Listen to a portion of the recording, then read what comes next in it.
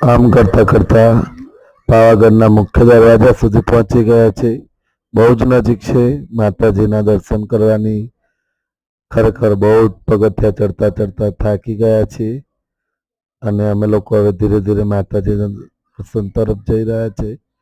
ભક્તોની થોડીક જ ભીડ છે, કારણ કે બુધવારનો દિવસ છે એટલે પબ્લિક થોડુંક ઓછું છે. હવે માના દર્શન કરીશું.